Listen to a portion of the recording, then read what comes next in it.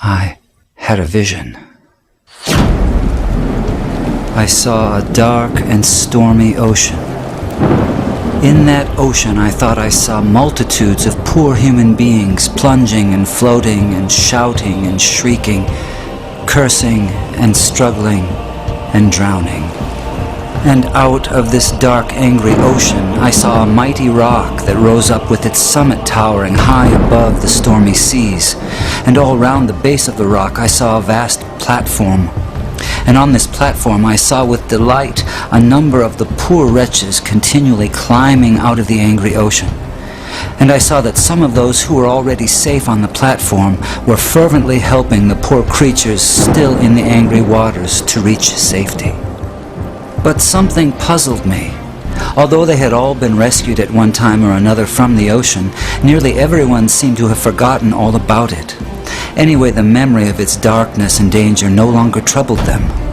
And what was equally strange and perplexing to me was that most of these people did not seem to have any care, that is, any agonizing care, about the poor perishing ones who were struggling and drowning right before their eyes. But then I saw something wonderful. I saw a great being from above come straight from his palace, right through the dark clouds. And he leapt right into the raging sea among the drowning people. And there I saw him toiling to rescue them until the sweat of his great anguish ran down in blood.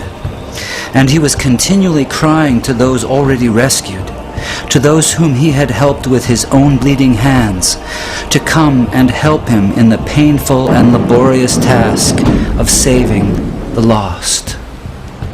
But the strangest thing of all was that those on the platform to whom he called were so taken up with their trades and professions and money-saving and pleasures and families and community and gatherings and religions and arguments about it that they did not respond to the cry that came to them from this wonderful being who had himself by his Spirit gone down into the sea. And so the multitude went on struggling and shrieking and drowning in the darkness. And then I saw something that seemed stranger than anything that had happened before in this very strange vision. Those whom this wonderful being cried out to come and help him in his difficult task were always praying and crying to him to come to them. Some wanted him to come and stay with them and spend his time and strength in making them happier. Others wanted him to come and take away various doubts and misgivings they had concerning the truth of some letters which he had written them. Others wanted him to come and make them feel more secure on the rock, so secure that they would be totally sure they would never slip off again. They used to meet and get as close to the rock as they could, and looking towards the mainland where they thought the great being was, they would cry out, "Come to us, come and help us."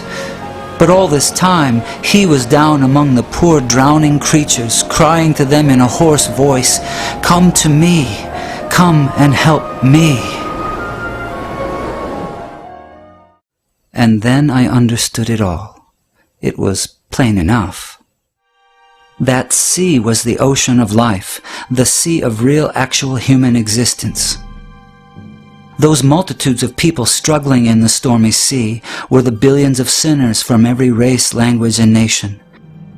That great sheltering rock was Calvary, the place of the cross, and the people on it were those who had been rescued from sin and hell and who professed to be followers of Jesus Christ.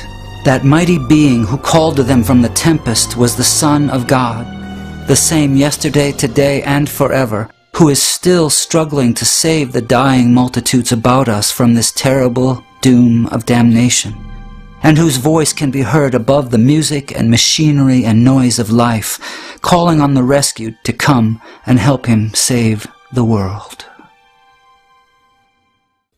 My friends in Christ, you are rescued from the waters. You are on the rock. Jesus is in the dark sea, calling on you to come and help him. Will you go?